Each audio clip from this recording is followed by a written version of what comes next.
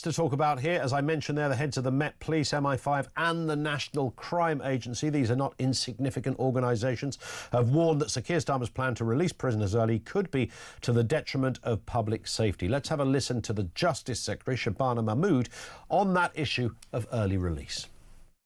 Under this model, an offender will not necessarily leave prison at an automatic point. Instead, their release date will be determined by their behaviour.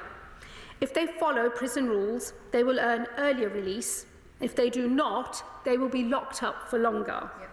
This echoes the model I witnessed in Texas earlier this year, which cut crime and brought their prison population under control. Well, yeah, get down to Texas, mate, and see what it's like living out there in terms of personal safety. Chloe, I mean, this is a very serious time, isn't it? We've got top cops writing to a newspaper saying, we're going to be absolutely stuffed if we don't get the right budgets for this.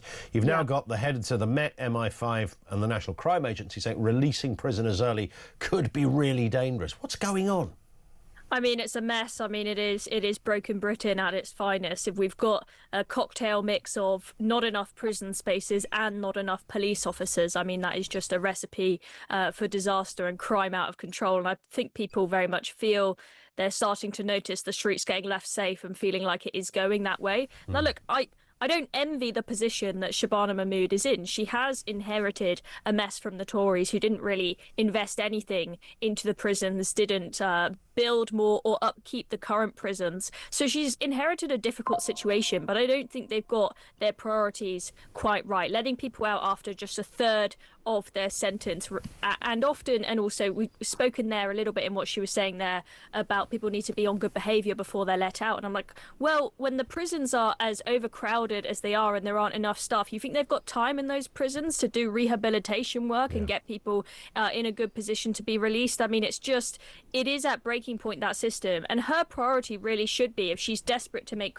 prison spaces, is okay, straight away deport the 10,000 foreign offenders that are in there. They make up 12% of the prison population. That's where you get some spaces. Also, I know they only make up a very small number of the total prison population, but I would say every single person that is in prison for a tweet like Lucy Connolly, automatically let them out rather than someone else or not paying your TV license or something. A rapist yeah, exactly. So there are some easy things that they could do. They also spoke about that they were going to make emergency prison spaces for in case there are riots again this summer. Can they start making those emergency prison spaces, and rather than just save them for riots, start using them for more people that need to be put in prison spaces whilst they start building new prisons? And I'm sure they could do something to speed track the planning permission and whatever else that they need if they really treat this as an emergency. I do not see releasing a load of people onto the streets early as the solution. When it comes to the funding for the police, obviously the government is in a difficult position with budgets and whatnot. I don't want them to just throw money at everything, but I think that law and order very much is a priority to Brits in this country at the moment. So it is something that needs to be looked at. But I do also think they need to look at where the budgets are being spent in the police. Is there a bunch of money being wasted on things like DEI officers and whatnot that we can strip out so that the force can be used more effectively? And it's ultimately, much of this, as you rightly say, Chloe, does come down to cold hard cash. And you might think, do you remember when they had all the sort of private PFI, private finance initiative, to build big projects where the money, God knows where it comes from, but it comes from somewhere. It does stick you in a ton of debt for decades to come. But you might think there would be a way or an option, a sort of financial avenue that you could pursue when, a country is in a perilous position, and that's where we're at with prisons, with police, with law and disorder on the street. You might think there would be somewhere they could. I'm not talking about a magic money tree. I'm talking about, an economic plan that you could say, well, this is what you call investing for the right reason, and we're going to go to that pot of money and we're going to use it. Yeah, I think there isn't a magic money tree, and I do not want Labour to start borrowing a load of cash. But it was interesting seeing Nigel Farage speaking at the press conference that he did yesterday or the day before, whatever it was, and he was having the journalists pressing him on where are you going to find the money for this and that, reinstating winter fuel allowance and whatnot, and he started outlining where we are wasting a load of money. So according to what he said, net zero will cost us 45 billion quid a year. That's a huge pot of money. You know, if you cancel net zero, you've suddenly got a load extra to maybe spend on police, on prisons, wherever else it needs to go. So I think there's a lot of waste to cut, and what Reform was saying there, what Nigel was saying at that press conference, is already at a local level, now they've won all those council seats, they're already starting to, with their sort of Doge-esque investigation of the finances, starting to find a load of waste. And if he said if we find that at local level, we will definitely find it at a national level as well, so they certainly will find savings, and I'm hopeful that will be the case. Well, if you look at, I mentioned London and Sadiq Khan, we'll come to him in a moment, but if you look at the amount of money that has been spent on ULEZ cameras, I don't know how many hundreds of millions, photographing people's number plates because they have the audacity to have not have replaced their vehicle at the same rate that, you know, some man-made figure suggests it should be replaced.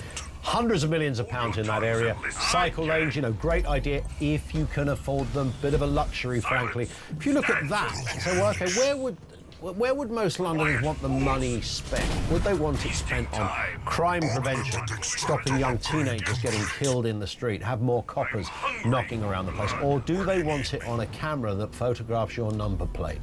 Really? I mean, that's a no-brainer. I think Sadiq Khan is completely out of touch with what Londoners want. I mean, ULEZ, or the expansion of it at least, has been extremely unpopular, and they keep on having to buy more of these cameras because they keep on getting chopped down and whatnot. I mean, ULEZ, I'm sure overall makes them money because everyone knows it's a cash grab scheme. It's making a load of money for TfL, but I don't think it's being spent on the right things. I don't think Sadiq Khan really is making things like knife crime that are the main concern of Londoners. I don't think he's making that his priority. I think he's more interested in DEI and whatnot. Yeah, I think so. Let's just move to this story. Still not much of an update on this. Of course, the driver being held over attempted murder, drug driving, after the car that ploughed into a crowd of fans celebrating Liverpool's Premier League title.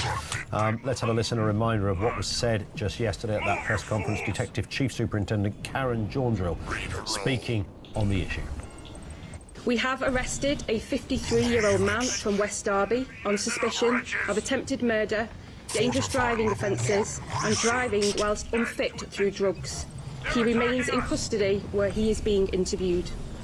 We have a total of 65 confirmed casualties, many of whom required hospital treatment, and our officers and family liaison officers are providing specialist support to a large number of these victims.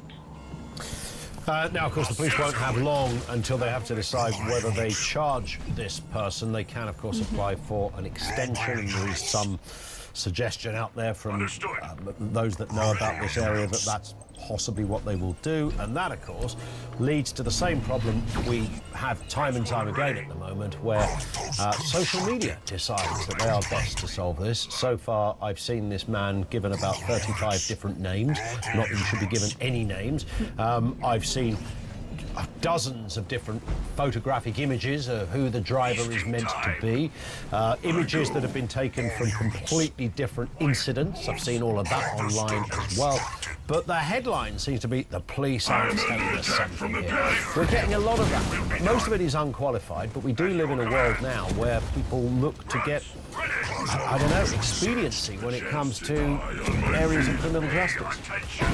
So this is the same police force as the police force that dealt with Southport, which is important to bear in mind. And of course, they have had a lot of flack for not releasing appropriate information about actual Rua and creating that void that was filled by speculation on social media, which ultimately led to the riots that we had. And if they had given us more information early on about who actually Rua was and what his intentions were, then maybe those riots would not have happened. And you could see that they were very conscious when they did the first press conference on this to try and stop themselves making the same mistakes again. So they wanted to tell us this is a 53-year-old man, he is from the area, dispelling any concerns that he may be an immigrant.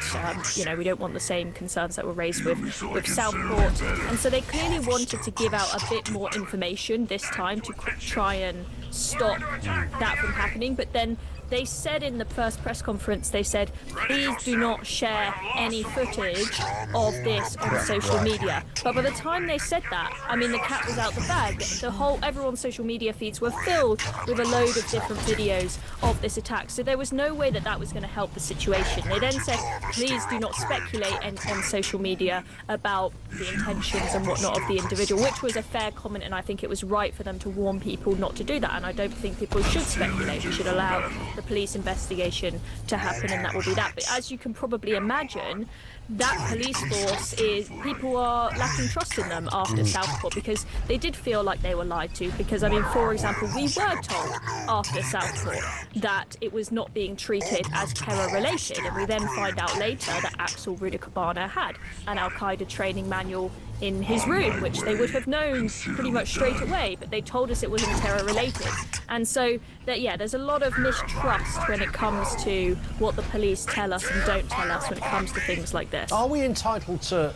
it never occurred to... Even from a journalistic perspective, Chloe, maybe I stand alone on this, but I don't really expect to hear anything from the old Bill in the first couple of days. I think that's, for them to... I don't know whether with Southport, whether more information would, in fact... it could have caused a bigger problem. Some argue that if you'd have said, oh, yes, this actually is... this guy is the son of migrants, or, whatever, something on those lines. If they'd identified the colour of his skin, would that have, people have gone, OK, that's fine, now we know. Why do we need to at that stage?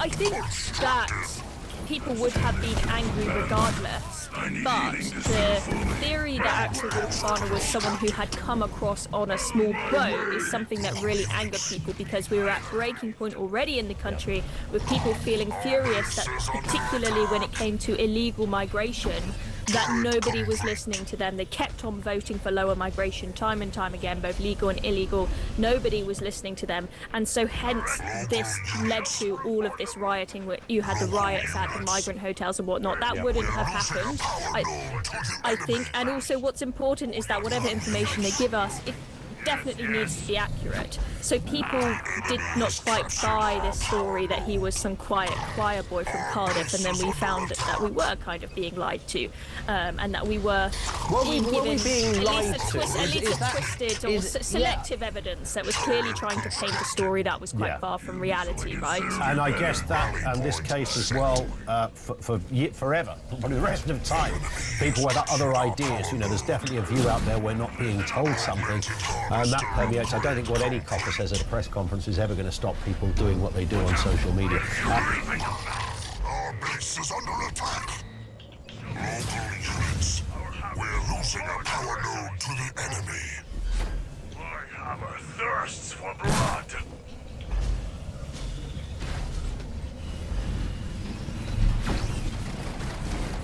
Jump brutes ready. Local units. Moving to position. Jump brutes under attack from enemy troops. I've been in the UFC for over 10 years. I fought the best in the world. I've had my ups and my downs. You can't keep a good man down. When is Brisbane going to get his shot? I do believe in destiny. People don't know the road I've been on. I know I'm a loudmouth at the other time. I know I'm down for it. I'm just out there getting the best of the family, giving the best life possible. But the only way I know I can, this is what I do, I fight. I don't do anything better than this job and fight. I will perform. I'll give you what you want to see. Everybody wrote me off. Nobody gave me a chance. But I never stopped believing. Big Vic Carter with a left. I want this more than anyone. I will be the champion one day. I want to prove to myself, for my country, and for everyone that supported me over the years, that I was good enough to be world champion, and I will be world champion. It's my destiny. Local units. Local units. Isolate the Atriox. We have destroyed an enemy structure. Local units. I punt with Ladbrokes because Form Genius makes getting form easy. Even easier than Peter Moody teaching a horse how to win. Run, run, run, run, run. Win. Upgrade. form made easy with Ladbrokes. Go, you good things. You win some, you lose more. I think a little bit more. Jump roots under Hey, attack. Jeff, when I won the belt, you were watching Minecraft. You were watching Minecraft on Mummy's phone. So, my next fight, you think I'm gonna win or lose? I'd like you to say, I think you're gonna win, Dad. How do you think I'm gonna win or lose? You reckon? I reckon there's a bit of, you know, Ellis. Don't let me down. Win or lose? Life is good, you know. I'm a happy man. I've got a beautiful wife, 3 children. Let me feel your muscles. Whoa, this one. Oh, that was even bigger. Successful career. What more do you? I started doing this when I was 8 years old. Finally being world champion, to be recognised by the best organisation in the world. Yeah, it means a lot, it really does. But, you know, I'm still same old Michael Bisping from Clitheroe. Forward. Clitheroe's a nice, old-fashioned market town. Quaint, historic.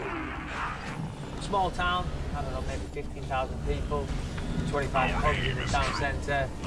Growing up, it was fun. I was a good kid, I really was. I had a lot of energy. And that energy got me in trouble. I spent more time in the headmaster's office when he was at school than probably the headmaster did. I was always getting called in. Michael had done this, Michael had done that. But 9 times out of 10, it was someone else that started something. Michael finished it. I used to get in a lot of trouble at school, you know, that was mainly for just being, you know, I always had something to say. Always had to get the last word. He was lippy, yeah, he could reduce people to tears, either with his fists or with his mouth. He got into martial arts when he was about 7. I never really had an interest in studying or schoolwork at that time. The teacher would be like, why didn't you do your homework? And I'm like, sorry sir, I went to Nottingham last night to do jiu-jitsu. He's like, don't lie to me, Bisping. No one goes to Nottingham to do jiu-jitsu. But we did, my dad did, because he recognised I had ability and wanted to get me the best training possible. I used to have to take him all over the country to competitions. He was competing as a 13-year-old. He's been the under 13s, he's been the under 14s, he's been the under 16s, and normally gets like a silver medal in the adults. That's if he didn't win it. But then he got to about 16 and he discovered there's other things in life for a 16-year-old boy to do. Left school and then did a series of dead-end jobs. Labouring, Tyler, you name it, he did it. I was working at a factory in Clitheroe, and Rebecca was in the offices, and I started spotting her around on a night out here and there, so I'd go out and say hi, and, you know, give her best cheesy chat-up lines. He was confident, funny. He just instantly made me a very happy person. We knew we were meant to be together. We moved in, I got pregnant with Callum. And then, of course, Callum was quickly followed by Ellie, and we had 2 children. That was a massive thing for me. It's not just about you anymore.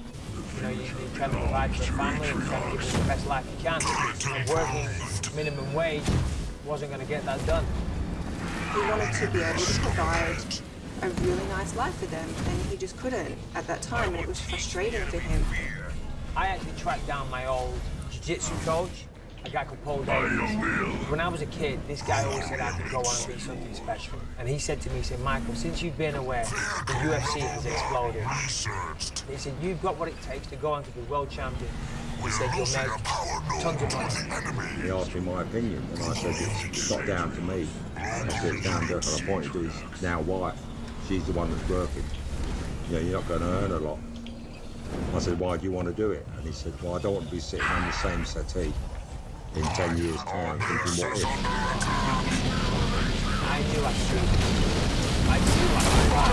Combine it with my martial arts, combine it with my temperament, combine it with my competitiveness. Anything I'm doing, I have to win. I started training, applying myself. I had to fight. Training is one thing, but I had to make some money. Started booking fights. My first fight I remember at an event in Newcastle. The fight went my way, I knocked him out in about 30 seconds. The next fight, again, 30-second knockout. Again. In his early pro fights, he was unstoppable. There didn't seem to be anybody in Europe that could touch him. He was fast, aggressive, and he could hit. I became the Cage World Champion. Cage Warriors, World Belt, opportunities for winning fight after fight, and all the while He was just too ferocious for him, and he overwhelmed him with danger and the point of their ball and cower in all their unconscious.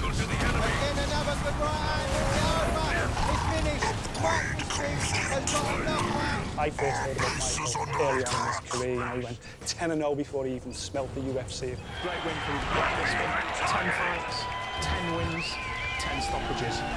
The whole of the UK MMA scene was really kind of bubbling about him. I think by then we knew we had something a little bit special. He was literally jumping from one promotion to the other, which is why he collected so many belts. He wasn't satisfied just to be the cageweight champ, just to be the Cage Warriors champ. Mike wanted to stay busy, he wanted to win everything, he was trying to prove a point. Pretty much any title that there was to have in England, I owned at that time, so there wasn't much more I could do domestically.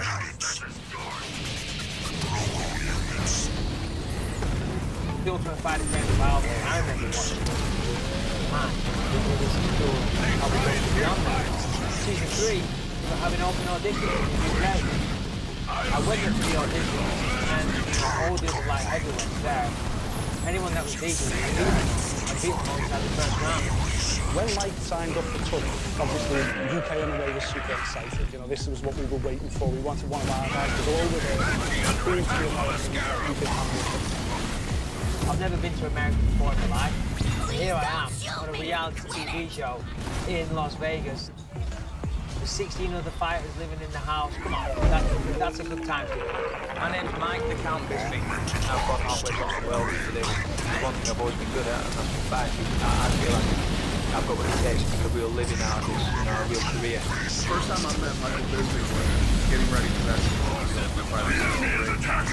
And I like his personality. I like his fighting style. I was in the business right away. Michael just kind of steps in there and dominates him. Right out the gate, we figured we were going to have a guy who's probably going to be a champion. It's now come down to this one defining moment to see who will be crowned the Ultimate Fighter.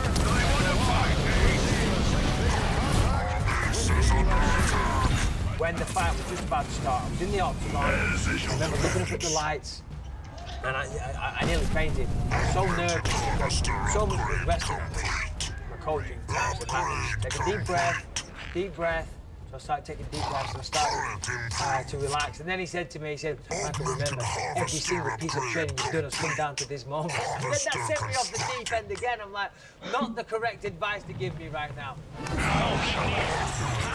Haynes still standing? Oh, Haynes is in trouble. It's the Ultimate Fighter. I was so pleased for him. That's all he wanted, was getting the UFC. He wasn't looking beyond that, you know. To be here standing tonight as the champion is just an absolute dream come true. I don't know what else to say. It was definitely the start of something big when Michael won the season, because all of a sudden the US would take us seriously. You win the six-figure contract with the Ultimate Fighting Championship. UK MMA was kind of validated on the international stage. It had arrived because of Michael Bisping's success. Even though I'd won the Ultimate Fighter, You have acquitted yourself well, Bisping. you earn money, but you have to fight to earn the money. I'd filmed the Ultimate Fighter in June, and then my next fight wasn't scheduled until December. So again, we were still flat broke at this point.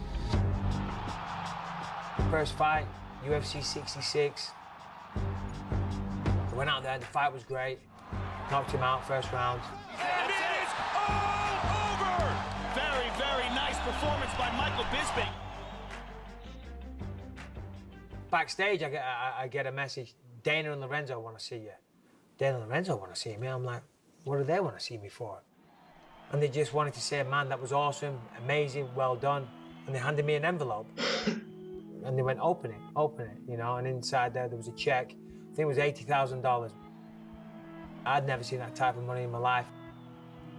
It brought a little tear to my eye, you know, it was amazing. But then I ran out and Rebecca was sat in the stands by herself, and I felt so sorry for her. You know, she'd come all this way. And anyway, I sprinted up the stands and, you know, to share that with Rebecca. It was a good time. It wasn't about the money, it wasn't, you know, it was about this journey we'd been on. Hardship, borrowing money, and parents and this and that. And here we are now in Las Vegas, you know, with, you know, $100,000 in my pocket. You know, it's like, told you, babe. I was just so proud of this man that he's gone and achieved all of this, and it's finally paid off. It was just a happy moment.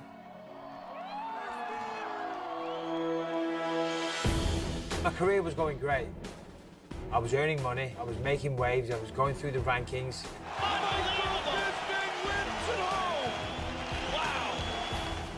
The decision to move to middleweight was a great one. As a light heavyweight, he was aggressive and he was powerful. As a middleweight, he could keep a pace on people that they just couldn't stand. Relentless once again, Bisping. I was able to let free with my fighting style a little bit more. Down he goes! Successful debut, impressive stoppage. My next one was a stoppage. Michael Bisping wins here in London. From the moment I dropped down to 185, I had my eyes on becoming champion. He was really starting to lay his groundwork, if you like, towards a title shot. You know, 3 fights undefeated against named fighters as well, which gave everybody hope that we had this world champion in waiting. The UFC told me if I won my next fight, they'd give me a title shot. Then they put me up against Dan Henderson at UFC 100. When I started my career as a professional mixed martial artist, I only had one vision, that was to go right to the top. I didn't want to scrape by, I didn't just want to be another fighter. I feel very, very confident coming into this fight. And I'm going to win. The Dan Henderson fight was a massive deal for Michael. It was a marquee event, obviously being UFC 100. Never has there been a buzz like there is tonight. There was a lot of trash talking leading up to the fight. There was a lot of bad blood going into the fight, so ego was at stake in a massive way. I hear you, sir. UFC 100, the biggest event, even still to this day. 1.7 or something million pay-per-view buys. My biggest fight ever. Title elimination for the UFC. Marines. And I get knocked out in the most vicious way possible. That's it. He's down. And it is Look alive, Marines. Dan Rally point Henderson set. has knocked out Michael Bisping. Ready, jarheads? Ouch. Stand, Marines Dan reporting for Henderson duty. leapt with his whole body weight into that shot. Supply pad constructed. Bisping knocked out for the first time in his career. Marines Every ready to fighter serve. deals with a loss like that in different Get ways. those resources, troops. Am I going to get Stand knocked to, out as soon troops. as I get touched again? And then the other thing you've got to bear in mind as well is that wasn't just a regular knockout. I mean, that was massive. It became very much a part of the current pop culture of sport. He was down, you know, I mean, that was a chance where he shot at, you know, at the title, and that had gone. When we got back to the UK, he just started talking about his next fight, and that was it. You know, it's history, it's forgotten about. Can't change history.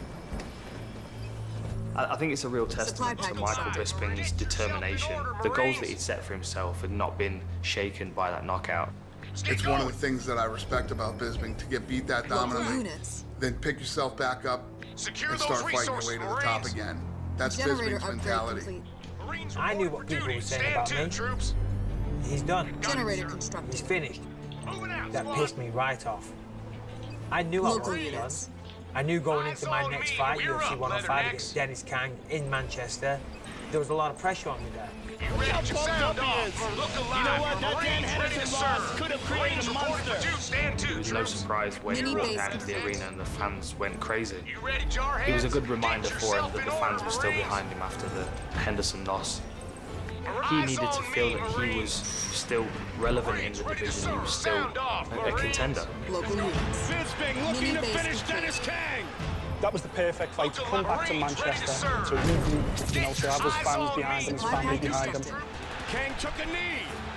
Kang is on. And it's all over. Tremendous performance. He had his back up against the wall. Got our orders. Let's go. Marines ready to Best performance of his career. If you look through the history of fight sports, a lot of guys that get knocked out in the fashion that Mike Bisping did to Dan Henderson, they're never the same fighter, their confidence is completely shattered. It was a critical moment coming back to fight Dennis Kine because that was the rebuilding process. For me, that was one of my proudest moments. They said I was finished. I went out there, proved I wasn't finished. I'm going nowhere. Rally point set. Local units. Local units. Local units. Local units. Michael Bisping came around at the right time for British mixed martial arts. He came around at a time when we needed someone that was confident and ferocious and successful. And he was all of those things. He was the guy in the UK that was driving the UFC product, that was the pioneer for us. He's been on more covers than any fighter in the history of fighters only over the last 10 years. Again, that flag bearer role that he's played so well throughout his career. He has quickly become one of the most exciting and one of the most popular fighters. I punt with Ladbrokes because Form Genius makes getting form easy.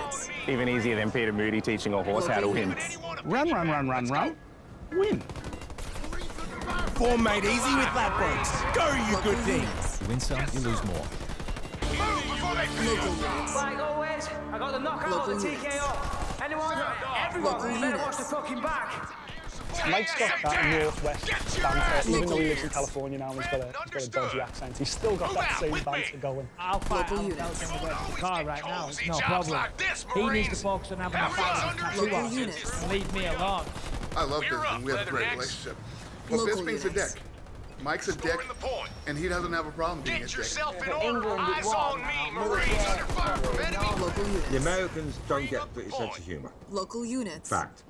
Did UK win? And I think that made him seem to be maybe a bit cocky, maybe a bit over-aggressive to the Americans. Welcome to the UFC. Local units. Come back to the fucking little leagues. Local units. But the English love that sort of banter. Local units. I just don't like the look on his face. I mean, he seems like a nice guy, but he has got a face. Local units. Bisping is who he is, and who he is fits right into what we do. This is mano a mano, individual versus individual. On September 22nd, individual. Marines, ready, buck alive, Marines. He'll let you know exactly what he thinks, whether you like it or not, and I think it's fun. Generator constructed. Local units. Better kickboxing. I'm fitter, I'm stronger, I'm better looking. The fuck is he gonna do? Armory Michael's ability to sell fights has always been one of his strongest assets. And I think the reason that he's so successful at it is because he's not contrived in any way. I have no respect for that guy whatsoever. I think he's a piece of shit, is what I think. I've got enemy vehicles on me. I'm not sure if I'm getting my message across on how I feel about him. People don't want to go and watch a Combat fight between station two guys that say niceties to each other and shake hands all the time. Like, you're not going to get that from Michael Bisping. He's not going to want to shake your hand during the fight because he's come to fight you. Local units. Fighting, yeah, of course. Rocket it's very launcher physical researched. sport, but the mental aspect of it is huge. You can have an opponent beat before the fight even starts. Turret constructed. Whenever I weigh into Our a fight, base is under attack. generally results in fireworks, a bit of Local units. and Leader I point do earned. that not because I'm a bloody losing a power crazy node to the maniac. enemy. It's mind games. I'm trying to get in his head. Air pack constructed. Local units. I'm trying to tell him on that scale, right then and there, mate, this is real. Right? Local See units. me? Tomorrow night, I'm going to be in your face. The enemy Mike has has a captured knack our for power making node. every fight Local he's units. in interesting. He gets under people's skin. He ready to trash talks. He serve. makes it personal. That's an art form. It doesn't matter what the matchup Local is. People units. want to watch him fight because they either want to see Stand him to, win troops. or they want to see him get crushed. But either Turret way, upgraded. they're watching. Rally point set. Behind all of the smiles, the laughs, and the trash talk, he's an Garage extremely hard worker. You know, he is a lifelong Local martial units. artist who's put a tremendous Turret amount of time constructed. into his Turret craft. upgraded. He puts long hours spotted. in Local since he units. was a child. And Local that, units. as a mixed martial artist, as a Local lover of units. this sport, that demands your Local respect. units. We never called Bisping and Local Bisping units. wanted to turn down Supply an pad opponent. constructed. Bisping's always up for the challenge to fight anybody. Oh, just teeing away is Michael Local units. Bisping. You know, he's extraordinarily Local well-rounded. units. Overwhelming aggression, Local units. dominance on the ground. The volume and the pace that he can maintain is Local one of his units. greatest weapons, on top of excellent hand speed, precision, Local accuracy, units. and very good footwork. The enemy has captured our power node. Michael Bisping has the Local record units. for the most We're losing significant a power strikes node to landed. the enemy. There's the combinations of this thing that have been so effective in his career. It's an Local amazing units. record to hold. Local It just units. defines his output and his work rate and his conditioning as well, to be able to Vehicle throw level 1 as many research. strikes as he has in his The enemy UFC has career, captured almost our power 1,500 I think in total. For We've every one reduced an punch that enemy you throw structure at to him, rubble. you can guarantee he's going to throw 3 or 4 back in your direction. Yes, sir. He's never been a fighter that waits for Joe Silva to pick up the Local phone. units. He's never been like that his entire career. He's always ready to call not just the next guy, Local but the units. guy after that Local as well. units. He's always looking 2 steps Turret ahead in his upgraded. career. I think that's why he has stayed relevant in the top Local 10 units. of the middleweight division Local for so long, units. even though he has sat Local losses. units. Every fighter wants to fight for the belt. To achieve that, you have to work your way up. And Local I've done that units. several times. I've got into #1 contender matches. To where if Local I'd have won units. that fight, I'd have been fighting for the belt. And it's nobody's fault but mine. Our base I is lost under those attack. matches. He was always Local so units. close. He was never Local units. completely outclassed. He was never completely outworked. He was never The enemy has out-cardio. sent He was vehicles never after me. outstruck. He was fighting with Local everything he units. had. He was improving between fights, and he was fighting the best guys around. We all wanted Bisping to get his title shot. He fell Local short on units. so many occasions. We thought he'd gone. We thought he'd passed them by. All units. It looked like it was We're never losing going to a power happen. node You to know, the how enemy. many times could a guy to find eliminated and fall at the final hurdle? Enemy spotted. Tremendous high kick. Caught Bisping right on the outside of the eye there. She's ready to go, sir. I'm being attacked by enemy It's well vehicles. documented. I had a nasty The eye enemy has injury. captured our power node. Vitor Belfort threw a head kick, Full tour, sir. sacked my Local retina, units. and I was unlucky with that. You know, I mean, really, everything that can go wrong with an Leader eye point went earned. wrong. It was one thing after the other. Turret It was upgraded. over a year, Supply pad sat there upgrade. doing nothing. You missed that Local excitement, units. you missed the thrill. Local You've units. been in the thick of it all, you know. I Supply wasn't sure pad if I was ever constructed. going to fight again. You know, Local fortunately, units. the doctor did a great job. I had a number of surgeries, passed medicals, I can still fight. Local units. And it is what it is. You know, you play these games, Local units. fighting UFC, Local units. ain't messing around. This is Local real units. stuff, you know, so with real consequences. But it is what it Vehicle is. level What it 2 takes. researched. Again, he's come back from Local adversity. You know, units. there was the Henderson knockout, Local then there was the units. Vitor knockout. Now we're in a situation where he's got a potentially career-ending Local injury, units. and he's Our determined base to is work under through it and attack. come back. And come back he does. That's the Michael Bisping we have known since 2006. Look at that. Supply pad upgrade complete. Complete All goes units. down. Bisping looking to finish. It is all over. I took some time off. Got my foot on the pedal, sir. This is what I'm Ramped and capable of. ready. Show 'em what this baby Local can do. units. Look better. Local units. What do I want? I want the title. There's an idiot called Luke Rockhold. Stop talking about me. I think he has the heart for me, to be honest. I need fixing up. Call me out if you want to We've do it. demolished Let's an out. enemy Here I structure. am. As with all of Michael Supply Bisping's pad fights, pretty constructed. much, the Rockhold fight was rife with bad blood. Let's do Luke this. Rockhold came down to my gym one day when I was training to fight somebody. I forget who it was. He sparred and he could say whatever he liked. We've destroyed an enemy structure. Beat him from pillar to post.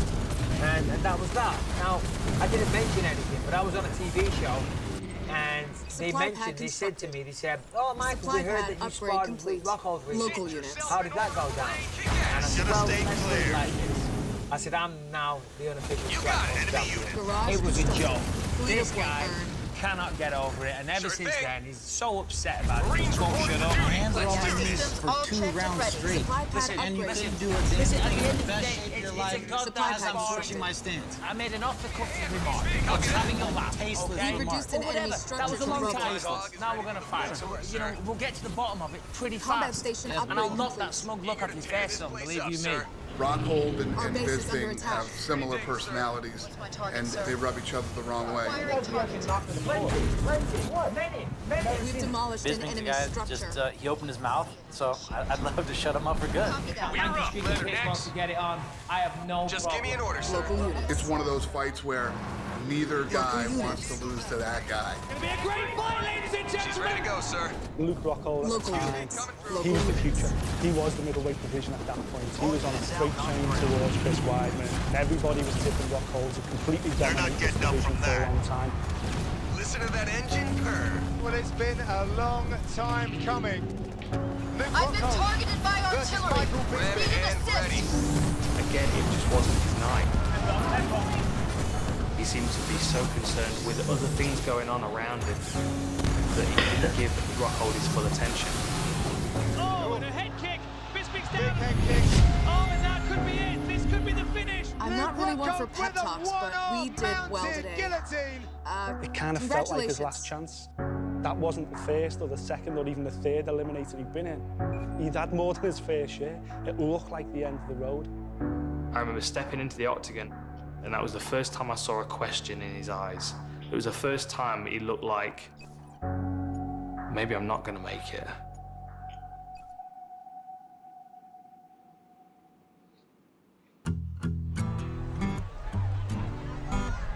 I moved out here in 2011. I moved around, training at different gyms for a while. It took me a long time to find the right coach. I was training a friend of his down here at Ruka. He shot me a call and came on down. He felt that I had something that he can gain from me. He can actually get something off of me. And I felt that I had a real fighter in front of me. I felt like he had no direction. He didn't know where he was going. He was just fighting strictly on heart, speed, and experience. You know, he wears his heart on his sleeve. He starts letting those emotions start controlling him. He starts letting those emotions anger him. I see this in a guy, especially a guy with the talent that he has. I think to myself, this guy can be champion. We just have to get this thing right. Push, boom. Push, 3. Push. It's aggressive, huh? It's such an emotional roller coaster as a fighter, and Jason's been there. Jason was an undefeated boxer, you know, and he understands what we go through mentally and how to handle that, how to handle these emotions. Speed. Hey, that's the way we want to work, right there, bud. I used to find something I really didn't like about my opponent, or maybe something they said, maybe an insult or whatever. You know, I think if I can go into these fights as angry as possible, there's no way that these guys will beat me. You know, now I know if you're angry, if you're emotional, you're never the best version of yourself. Push. There it is. That's smooth. He has me nice and calm, cool, calm, and collected. If you're an emotional wreck and you're stressed out and you're lashing out and all these things, how are you going to perform in any field? How are you going to perform to the best of your ability? It's impossible. So you certainly can't fight to the best of your ability. Luke Rockhold with a one-arm mounted guillotine chokes out Michael Bisping.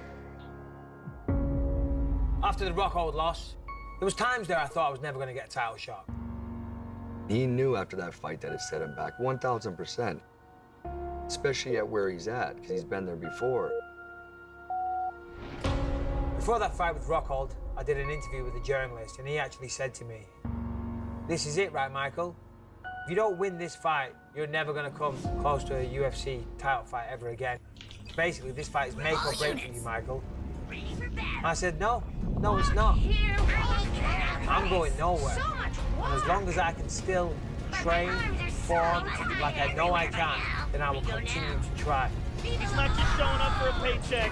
Michael Bisping loves to fight, and he truly believes he can be the middleweight champion of the world. I know more than anybody. I've had my setbacks, but trust me, I'm still working. I want it more than anyone. I will be the champion one day.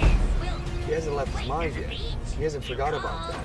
He got set back and then the whole world talks shit to this motherfucker. And he's just like, I'm campaigning and I'm going to continue to fight till I get to that world title. It's in his mind, it's in his guts. That's what he's going to do, and that's the guy that I know. I want to be world champion. I know I have the tools, but you have to back it up. This is the start of backing it up. That's the man that we're dealing with right there, and that's special. I'm still in. 10 years later, undefeated in the UK. Christmas Eve, I'm on the couch with the kids. Phone rings, Dana White. What's Dana White on Christmas Eve? Anyway, long story short, this is Mike fighting Anderson Silva. The greatest champion in UFC history. This was a guy that was doing incredible things in the octagon. I mean, that's just amazing. And again, he's out. When Anderson Silva was the greatest of all time, he was untouchable, and he was dominating the middleweight division. That is who Michael wanted to fight. Michael Bisping said, "You're all gonna think I'm crazy, but I believe my style is perfect to beat Anderson Silva." What is that? What are you doing? Trying to intimidate me? Ain't gonna work on me, pal. I always wanted to show the world I could beat Anderson Silva. Now here we are, in London, sold out crowd. Nice. don't get bigger than this in London. What a main event for Michael in London. And it is now or never for the perennial contender if he's to get that elusive title shot. It almost paralleled the title shot. If he could have got a title shot at that point, I'm sure he would have taken it. Would he have chosen it over Anderson Silva? I don't know, I'm not sure. Because I think Anderson Silva was a key victory that he'd always hoped to be able to claim. He is testing his skills against one of the greatest fighters to have ever lived. Oh, good shots from Bisping. First round went my way. Second round, more of the same. Oh! Anderson goes down for a second. Michael's pouring on the pressure. Michael really solidified a strong lead. This is exactly where Michael wants to be going into the third round. I'm thinking to myself, just keep doing it. Just keep doing what I'm doing. And it's towards the end of the third round. My mouthpiece went flying. And, you know, I want to hang on to my teeth. Here comes the onslaught of Anderson Silva. Michael's lost his mouth guard, but Anderson Silva does not care. And as Michael was pointing at the referee and asking for his mouth guard back. Oh! Jumping knee! Michael goes down! That is the buzzer! When he got hit with that flying knee from Anderson Silva, it was, oh man, it's all going to end. And once again, you know, Mike gets so close to take that crown itch, and it's going to be taken from him. He made that one mistake, and he's going to regret this forever when he comes back to watching it. And then as I'm watching the fight, he's not out. What do you say, Boo Pal? You ready? He's not giving up. Anderson Silva is convinced that this fight is over, but Herb Dean is saying it's not. As the knee lands, the round ends. Well, I'm on the floor. I was knocked down, certainly, but I wasn't unconscious. I remember holding my fighting arm, walking him back to our corner to sit him down. He's got a cut here, he's got cuts all over his face. I just told him, look, I said, listen, we're winning this fight. And within that 60 seconds of getting knocked down, sitting on his stool, getting stood back up, and the fight starting again, he'd managed to regroup and immediately start to put pressure on Anderson again. Michael Bisping is not giving Anderson Silva an inch here. In that moment right there, you can just peer into the heart of Michael Bisping and see how badly he wanted it. What he's made of as a competitor, as a mixed martial artist, as a man. It could be the most impressive thing Michael's ever done. Michael's tenacity shows through again, and he puts on 10 more minutes of pressure for Anderson Silva and gets the victory. Michael! Hey, my bro Q. We followed the instructions to assemble the power extractor, but why do we have parts left over?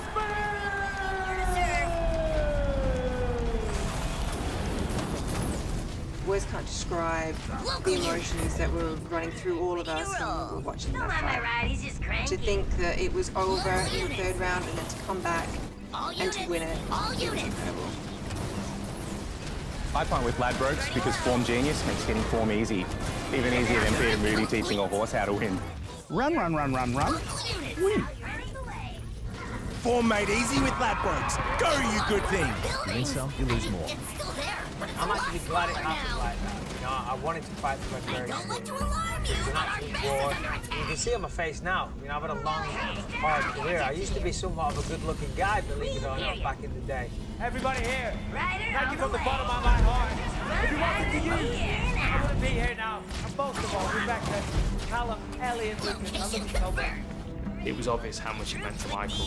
That was the most real moment that we've seen of Michael in the octagon, in my opinion. If ever there was a time for Michael to step away, that would have been a good opportunity. But obviously that's not going to happen because it's Michael.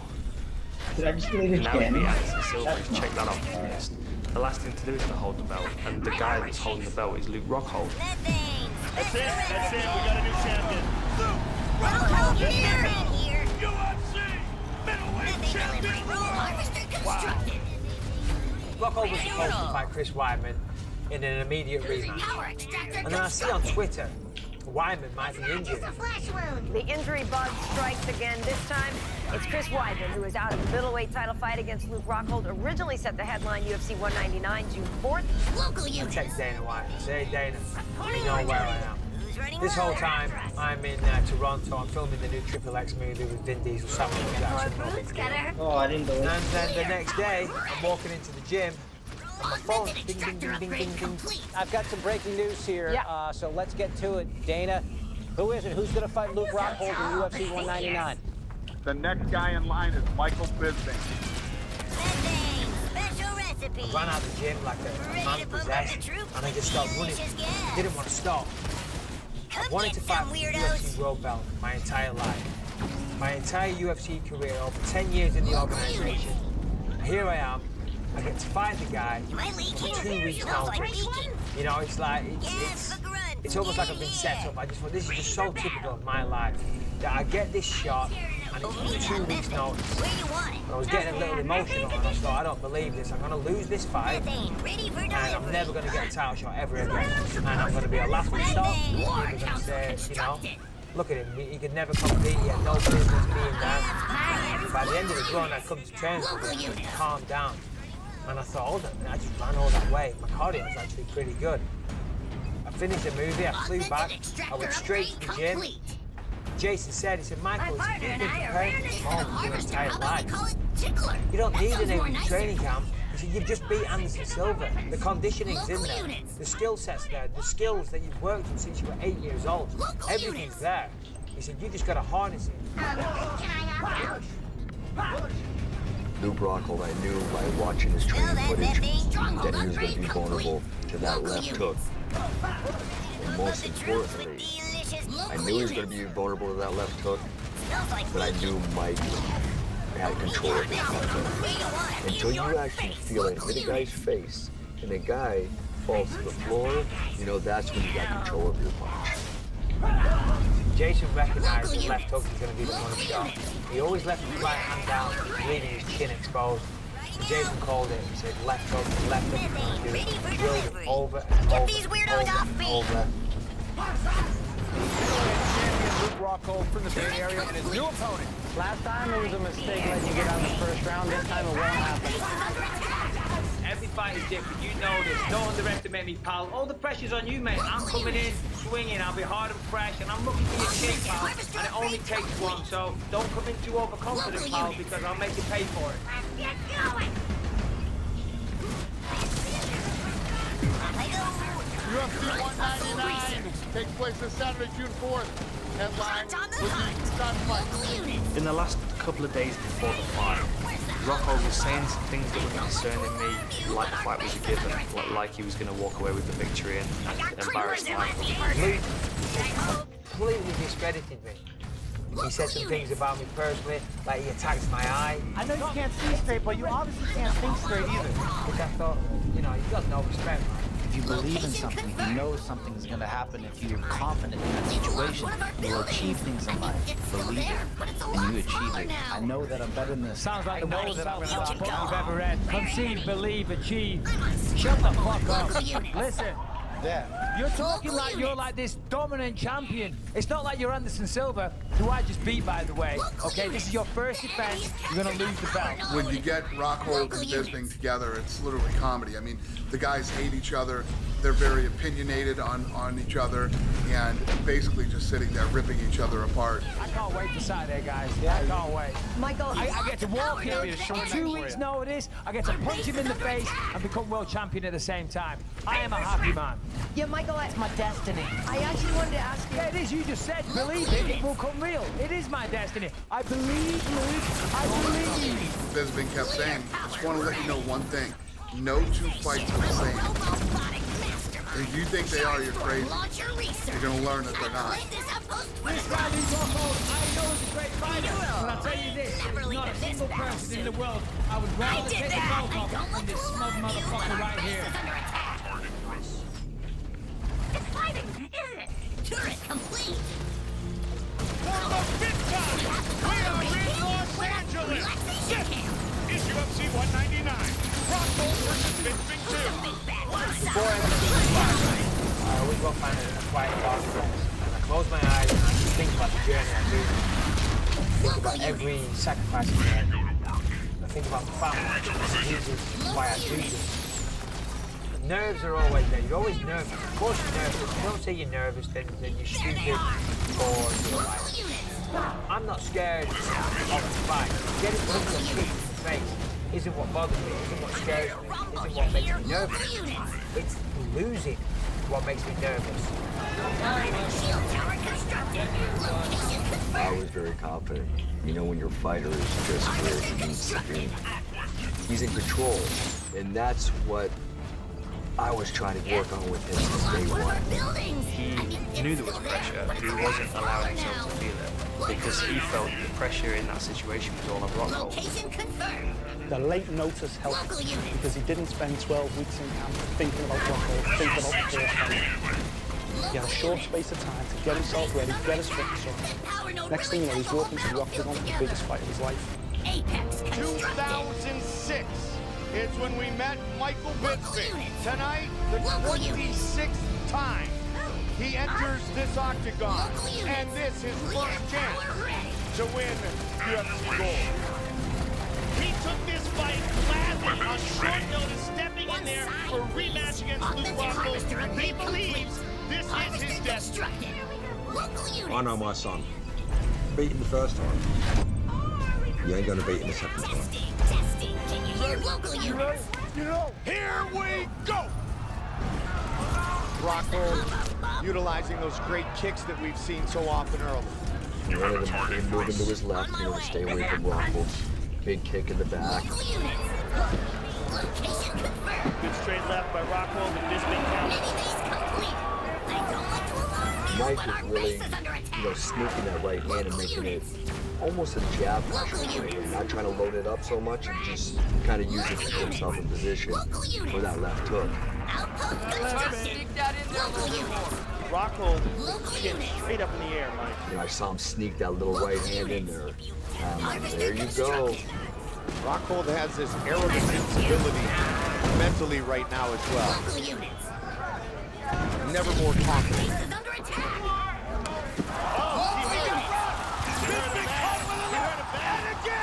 Michael Bisping, the UFC middleweight champion of the world! Oh my goodness. Weapons ready. He could have made it. Infantry down. As I said, destiny. Discount assembly forge now open for business. It felt like fate. Like, I don't know if I believe in fate, but that felt like fate. I knew this was going to happen. I knew it. I knew like Tuesday comes after Monday, Michael Bisping was going to be Luke Rockhold for the world title. It was just, I see. There you go. I see you. You're doing it. Augmented harvester upgrade complete. I freaked out. I ran out there. I didn't even have my jacket on. I had my sleeves rolled up. But I've known Bisping for so long. I know how hard he's worked to get there and to win that title. So I wanted to be out there and I wanted to put the belt on.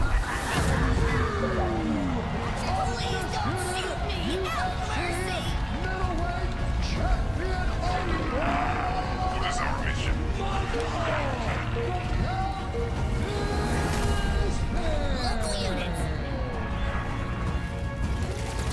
I'll never forget that moment. Watching Dana put that belt around his waist. All those years of hard work. It all paid off. Dreams can come true and they do. You scared of my death machine? My armor He was so happy. I was so pleased for him. You know, I couldn't be more proud. Listen, I gotta be humble here, even though I want to be an asshole. So, first of all, thank you all for being here. Obviously, I'm so happy right now. I started fighting when I came out of my mother, really. I have always been a fighter. I've always been in trouble. But there's nothing I do better in this life than fighting. To see him finally achieve one thing he really wanted to achieve, it was a special night. I was happy for him. A lot of people said it was never going to happen. I was a 10 to 1 underdog. Everybody wrote me off. Everybody. Nobody gave me a chance. But I never stopped believing in myself. People thought I was delusional. They thought I was kidding myself. They thought I had an elevated opinion of myself. But all the while I knew I could do it. My dad knew I could do it. My kid, my coaches knew I could do it. My wife knew I could do it. She quit work. That was a lifetime of work. It wasn't a 2 week notice. It wasn't the training camp. That was a lifetime's work and dedication that got that win. Like right now, it's like doesn't feel real. Like one of the buildings there, holding it. I need to watch that. Yeah. This is heavy. Those are first I've ever like. Now that you are the champion, what do you foresee for your future? I foresee for my future 1, 2, 3, 10 drinks tonight. Very, very sore head tomorrow. nothing to do with Luke Rockhold, of course, but I can see a hangover of epic proportions, I'm not going to lie.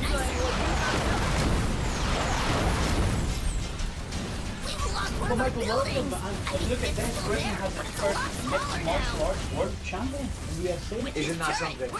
The support from the UK, and I say it all the time, I'm eternally grateful. I know we're a proud sporting nation and we like to support our own. I get that, but I feel that the support I've had to get gone above and beyond. UFC champion, Michael the Count Bisping. Mindful, to be honest, I'm a little bit overwhelmed by the support here. Of course, I always wanted to represent England and bring these out back. Mike Bisping is Mike Bisping. He's never changed. He's never disguised the fact that he came from nothing.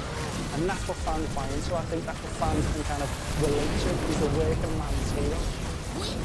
It brings the UFC closer to the fans. This is one of our guys. This guy's made it. It's all the odds. This guy's made it. This belt belongs in the UK. Michael Bisping will be remembered as one of the pioneers of UK mixed martial arts that set out on a career path that had not been carved by anybody else before.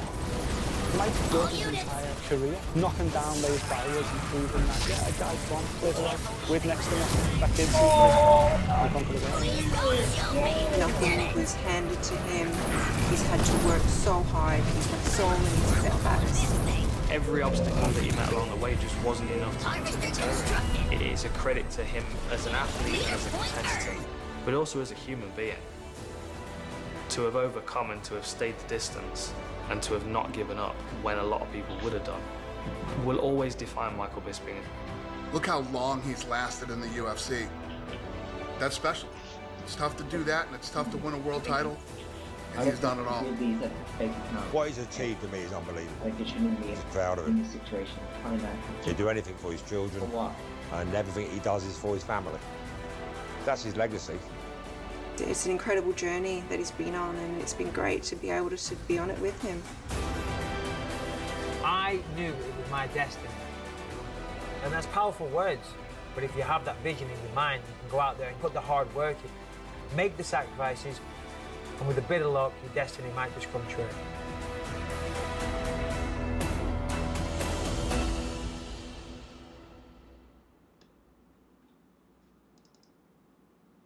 No, I won't be giving that fake account another chance.